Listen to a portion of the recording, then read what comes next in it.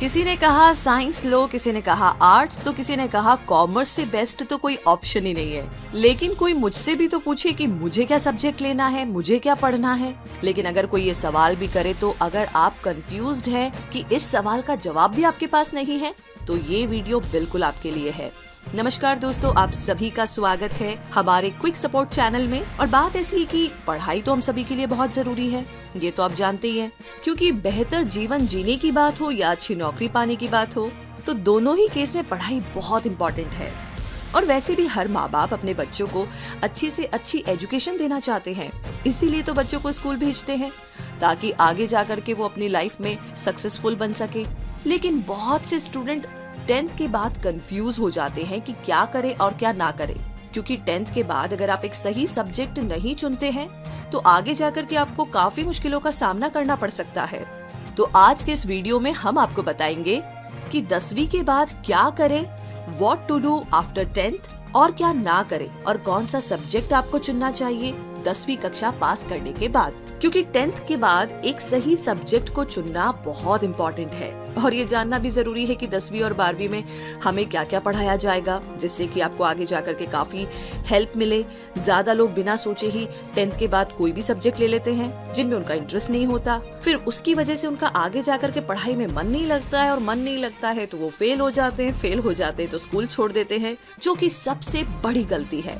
तो इसीलिए 10th के बाद एक सही सब्जेक्ट को चुनना बहुत इम्पोर्टेंट है एक अच्छा करियर बनाने के लिए। तो आइए जानते हैं कि हमें क्या 10th के बाद करना चाहिए, कौन सा सब्जेक्ट चूज करना चाहिए, साइंस, कॉमर्स या आर्ट्स, या फिर कुछ और। इसके साथ आपको ये भी जानने को मिलेगा कि आर्ट्स, कॉमर्स और साइंस में डिफरेंस क्या है और कौन सा सब्जेक्ट आपके लिए बेस्ट है।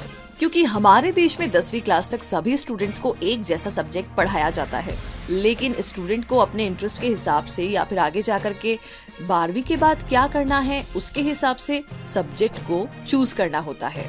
तो अगर आप सही सब्जेक्ट चुनते हैं तो आगे जाकर के काफी इसका फायदा आपको होता है।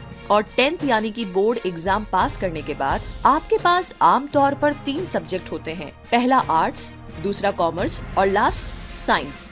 तो ये मेन सब्जेक्ट है जो कि आपको 10th क्लास के बाद चूज करना होता है। तो आइए जानते हैं इन सब्जेक्ट्स के बारे में। पहला है 10th के बाद आर्ट्स सब्जेक्ट क्यों ले। 10वीं पास करने के बाद सबसे पहला सब्जेक्ट जो आता है वो है आर्ट्स। ये सब्जेक्ट वो बच्चे लेते हैं जिनके 10वीं बोर्ड एग्जाम में कम मार्क्स आते हैं। 50% लोगों के मन में ये वहम है कि आर्ट्स लेने से आगे जिंदगी में कुछ भी स्कोप नहीं है, इस सब्जेक्ट को लेने से कोई फायदा नहीं है। लेकिन ऐसा बिल्कुल नहीं है। इस सब्जेक्ट को अगर आप अच्छे से पढ़ते हैं तो आगे जाकर के आप एक अच्छे पॉलिटिशियन, वकील, कोर्ट जज बन सकते हैं। इसके अलावा आप हिंदी, संस्कृत के प्रोफेसर भी बन सकते हैं। अगर आप आगे जाकर के पॉलिटिक्स, प्रशासनिक सेवा या वकील बनने या समाज सेवा में आपका इंटरेस्ट है तो आप आर्ट्स सब्जेक्ट को चूज कर सकते हैं। अब अगला सवाल कि आर्ट्स में क्या क्या सब्जेक्ट हैं। तो अगर आपको आर्ट्स सब्जेक्ट पसंद है और आप अपनी आगे की पढ़ाई आर्ट्स में करना चाहते हैं तो इससे पहले ना आपको ये पता होना चाहिए कि आपको इस आर्ट्स स्ट्रीम में कौन कौन से सब्जेक्ट मिलेंगे। चलिए जानते हैं। पहला है हिस्ट्री। आर्ट्स में सबसे पहला सब्जेक्ट जो आता है वो है हिस्ट्री, यानी कि इतिहास, जो कि थोड़ा सा बोरिंग है जिनका इंटरेस्ट नहीं है उनके लिए। लेकिन अगर आपको इसमें इंटरेस्ट है तो आप आर्ट्स स्ट्रीम का चुनाव कर सकते हैं। इसमें आपको पुराने समय के बारे में ज्यादा से ज्यादा नॉलेज मिलेगी और बहुत मजा भी आएगा। दूसरा है इंग्लिश। इस सब्जेक्ट में आपको इंग्लिश ग्रामर सिखाई जाती है, लिटरेचर है, बहुत सारी और भी चीजें। तो अगर आप अपनी इंग्लिश को इम्प्रूव करना चाहते हैं और साथ ही इस फील्ड में और आगे बढ़ना चाहते हैं तो आप इस सब्जेक्ट को चूज कर सकते हैं। तीसरा है ज्योग्राफी, जिसे हम भूगोल भी कहते हैं, और इसमें आपको पृथ्वी के बारे में ज्यादा जानकारी मिलेगी, जैसे कि भूकंप कैसे आता है, सुनामी इत्यादि। साइकोलॉजी, इस सब्जेक्ट के अंदर आपको मनुष्य के दिमाग और उसके बिहेवियर के बारे में काफी सारे रोचक तथ्य और काफी सारी स्टडीज जानने को मिलेगी। अगला है पॉलिटिकल साइंस। इस सब्जेक्ट के अंदर आपको भारत के गवर्नमेंट यानी कि सरकार से रिलेटेड काफी सारी चीजें पढ़ने को मिलेगी। इकोनॉमिक्स, इस सब्जेक्ट के अंदर आपको भारत की इकोनॉमिक्स यानी कि गुड्स एंड सर्विस सेल के बारे में ज्यादा जानकारी मिलेगी। संस्कृत, इस सब्जेक्ट में आपको संस्कृत भाषा सीखने को मिलेगी अगर आप संस्कृत भाषा सीखना चाहते हैं तो। अगला है सोशियोलॉजी। इस सब्जेक्ट के अंदर आपको सोसाइटी से रिलेटेड यानी कि समाज सेवा के बारे में काफी कुछ पढ़ाया जाएगा। अगला है फिलोसफी। इस सब्जेक्ट के अंदर आपको इंसान के बारे में बताया जाएगा कि लोग क्या सोचते हैं, कैसे स्ट्रेस फ्री रहे, कैसे खुश रहे, बहुत सारी और भी चीजें। तो ये सब आप समझ सकते हैं अगर आपने फिलोसफी की पढ़ाई की है तो ये तो थी आर्ट सब्जेक्ट की बात। और आगे 10th के बाद कॉमर्स सब्जेक्ट क्यों ले और क्या क्या करना चाहिए, तो आइए इस बारे में जानते हैं। आर्ट्स के बाद में जो दूसरा सब्जेक्ट आता है 10th पास करने के बाद, वो है कॉमर्स। इस सब्जेक्ट को आर्ट्स के मुकाबले में थोड़ी सी ज्यादा इम्पोर्टेंस दी जाती है। ऐसा इसलिए क्योंकि इस सब्जेक्ट को लेने के लिए आपको 10th क्लास में 60% के करीब होने चाहिए, तभी कुछ स्कूल आपको ये सब्जेक्ट देते हैं। और अगर आपको बैंकिंग में इंटरेस्ट है या फिर आप सीए बनना चाहते हैं या फिर आगे जाकर के कंप्यूटर की पढ़ाई करनी है, तो ये सब्जेक्ट आपके लिए बेस्ट है। इस सब्जेक्ट से आप बैंक में मैनेजर, अकाउंटेंट इत्यादि बन सकते हैं। तो अगर आप इन सब में रुचि रखते हैं, इंटरेस्ट रखते हैं, तो आप इस सब्जेक्ट का चुनाव कर सकते हैं। कॉमर्स में कौन कौन से सब्जेक्ट होते हैं, आइए जानते हैं। अगर आपको कॉमर्स स्ट्रीम को चुनना है तो इससे पहले आपको कुछ बातें पता होनी चाहिए कि आपको इसमें कौन कौन से सब्जेक्ट पढ़ाए जाएंगे। ये जानना बहुत जरूरी है आपके लिए। आइए जानते हैं। पहला है अकाउंटेंसी। इस सब्जेक्ट के अंदर आपको हिसाब किताब सिखाया जाता है, जैसे कि बिजनेस, बैंक में पैसा जमा करना और निकालना आदि। इकोनॉमिक्स।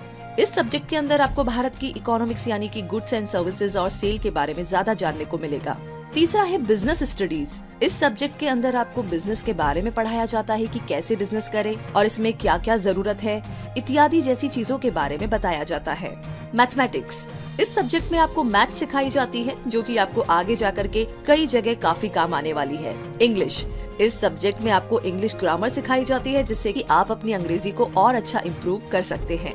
तो ये हुई कॉमर्स की बात। अब आगे करते हैं साइंस की बात कि साइंस को क्यों ले और इसे करने से क्या क्या बन सकते हैं। तो बात ऐसी है कि कॉमर्स सब्जेक्ट के बाद में लास्ट सब्जेक्ट साइंस आता है और इसे काफी ज्यादा इम्पोर्टेंस दी जाती है, यानी इस सब्जेक्ट की डिमांड आगे जाकर के काफी ज्यादा है। ये सब्जेक्ट वही बच्चे लेते हैं जो पढ़ाई में ज्यादा इंटेलिजेंट होते हैं, क्योंकि ये सब्जेक्ट पढ़ना थोड़ा मुश्किल है। अगर आप पढ़ाई में तेज नहीं है तो इस सब्जेक्ट को आप बिल्कुल भी ना चुनें। लेकिन अगर आपको आगे जाकर के इंजीनियर, डॉक्टर, साइंटिस्ट बनना है तो आप इस सब्जेक्ट का चुनाव कर सकते हैं। साइंस को 2 सब्जेक्ट में बांटा जाता है। पहला है मेडिकल और दूसरा है नॉन मेडिकल। यानी अगर आपको डॉक्टर बनना है तो आपको मेडिकल साइंस चुनना होगा, और अगर आपको इंजीनियर बनना है तो आपको नॉन मेडिकल सब्जेक्ट चुनना होगा, जिसमें आपको बायोलॉजी सब्जेक्ट की जगह पर मैथ्स पढ़ाया जाएगा। तो साइंस में भी बहुत सारे सब्जेक्ट्स हैं, क्योंकि ये सब्जेक्ट एक मुश्किल और बेहतर सब्जेक्ट। इसलिए अगर आपको ये सब्जेक्ट चूज करना है तो आपको इसके बारे में जरूर पता होना चाहिए कि आपको इसमें कौन कौन से सब्जेक्ट पढ़ने होंगे। आइए जानते हैं। फिजिक्स। इस सब्जेक्ट के अंदर आपको पदार्थ, गति और ऊर्जा इत्यादि जैसे टॉपिक्स के बारे में जानने को मिलेगा। दूसरा है केमिस्ट्री। इस सब्जेक्ट के अंदर आपको रसायन विज्ञान के बारे में पढ़ने को मिलेगा, जैसे कि पानी, केमिकल, गैस जैसे पदार्थ के बारे में। तीसरा है बायोलॉजी। इस सब्जेक्ट के अंदर आपको जीव विज्ञान के बारे में जानने को मिलेगा, जैसे कि मानव शरीर, ऑर्गन्स कैसे बनते हैं, कैसे फंक्शन करते हैं, डिजीज, बहुत सारी और भी बातें। अगला है मैथमेटिक्स। इस सब्जेक्ट में आपको मैथ सिखाया जाता है, जो कि आपको आगे जाकर के कई जगह काफी काम आने वाली होती है। Computer science. इस सब्जेक्ट के अंदर आपको कंप्यूटर के बारे में पढ़ाया जाएगा कि कंप्यूटर क्या है, सॉफ्टवेयर कैसे बनते हैं, इंटरनेट इत्यादि। अगला है बायोटेक्नोलॉजी।